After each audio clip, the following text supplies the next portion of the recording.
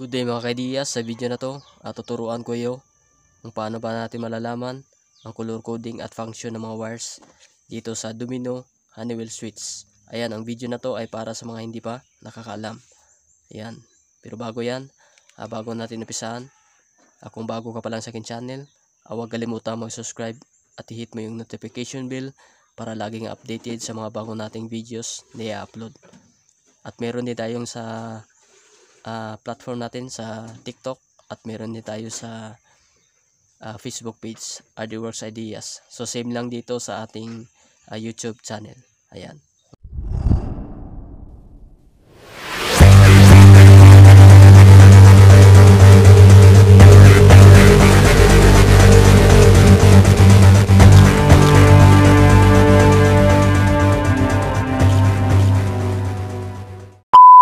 Bago natin i-check mamaya sa ating multimeter, sasabihin ko muna sa inyo yung color coding ng kanyang mga wires at kung ano yung function niya dito sa ating mga switch. Ayan.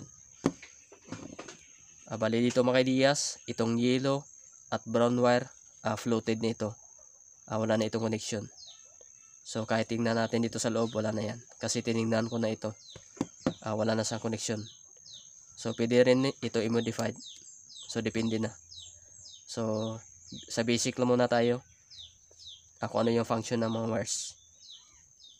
Itong orange at white, ito yung sa kanyang passing light. Yan.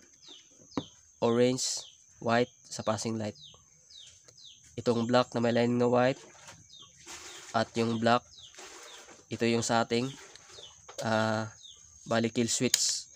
Pwede rin sa ating ilaw, on-off switch ng ating ilaw. Pwede rin itong gawin on-off switch. At pwede rin sa park light. Ayan. Itong black at black na may lining na white. So next naman natin, dito sa yellow na may lining na red at red na may lining na blue, ito yung sa ating starter. Ayan. Ito yung sa kanyang starter. Yellow na may lining na red at red na may lining na blue. Ayan.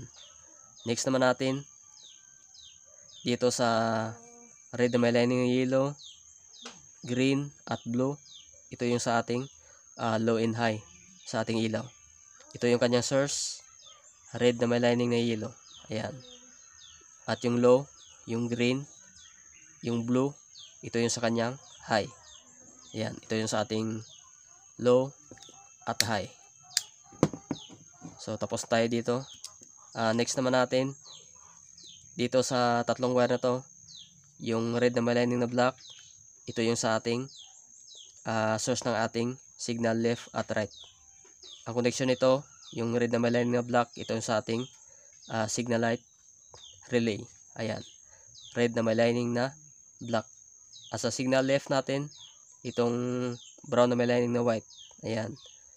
Sa signal right, itong brown na may lining na green. So ito yung sa ating signal light. Next naman natin, so ito yung sa signal light natin. Ayan, itong kulay orange. Next natin, dito sa hazard.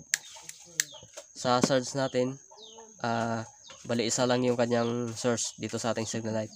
Dito sa kumukuha ng source, itong brown na may lining na red. Ayan. So pag modify nito, maglagay lang kayo dito ng diode. Tapos papunta sa dito sa left and right. Dito sa dalawa.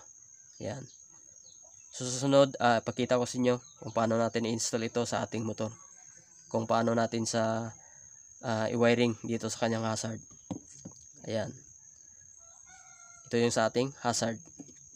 Itong brown na may lining na red. At last natin na wire, itong brown na may lining na black, ito yung sa ating busina.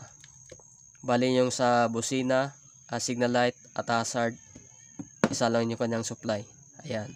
Itong red na may lining na black. So pwede naman ito i-separate yung sa source ng busina. May i-modified lang kayo dito sa loob.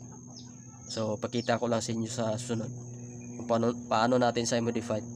Kasi kapag hindi mo na separate yung sa busina, pag signal mo, pag busina mo, ay parang sumasabay sa relay sa ating signal light. Ayan. So ito yung color coding at function ng mga wires dito sa ating Domino Honeywell switch. Ngayon mga kaidiyas, ipakita ko sa inyo kung paano ba natin i-check gamit itong ating multimeter. So ilagay lang natin sa continuity. Ayan. Ito yung ating wires. Ayan. So dito tayo sa kanyang wires. Dito muna tayo sa busina. So napin natin yung busina. Ito yung kanyang busina. Ayan. Lagay natin sa red na may lining na black at brown na may lining na black. Ayan. Pagkatapos ibusina natin. Ayan.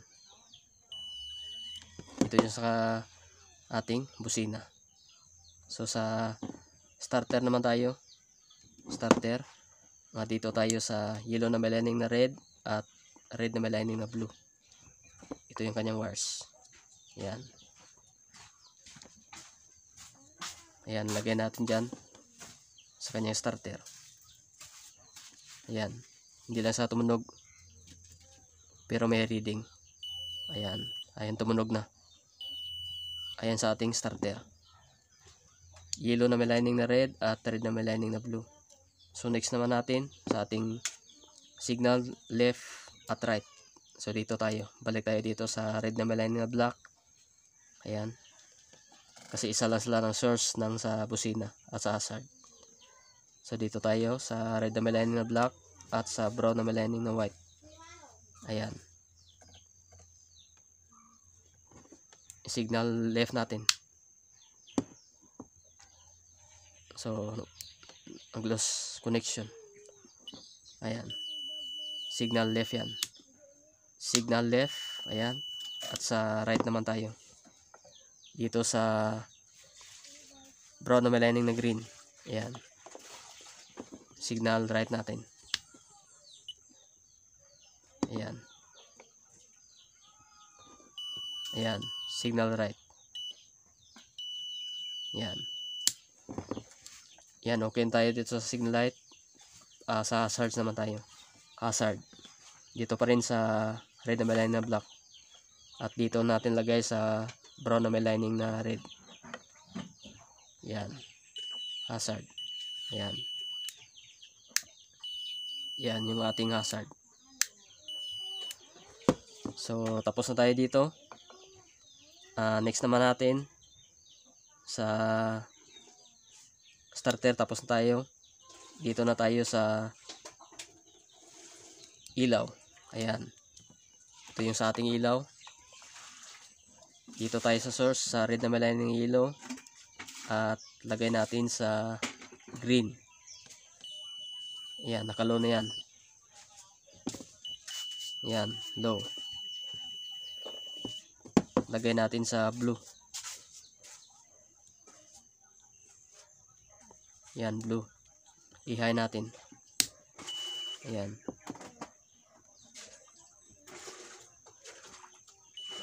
Ayan, yung sa ating high. Ayan, tapos na tayo dito.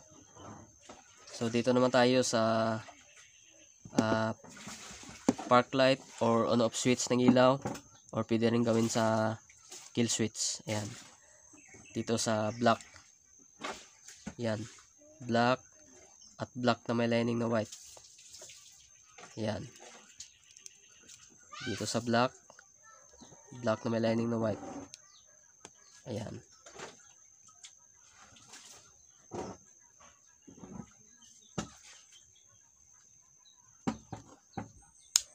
Ayan. Ayan yung connection. Yung black at black na may lining na white. Ayan. So next naman natin yung sa ating passing light. Dito sa white at orange. Ayan. White at orange. Passing light. Ayan. So ayan yung kanyang mga connection. So Yung dito sa yellow at brown, floated nito. Wala na ito. Ayan.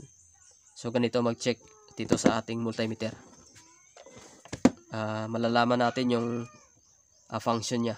Kung anong wire yung kanyang connection. So ayan.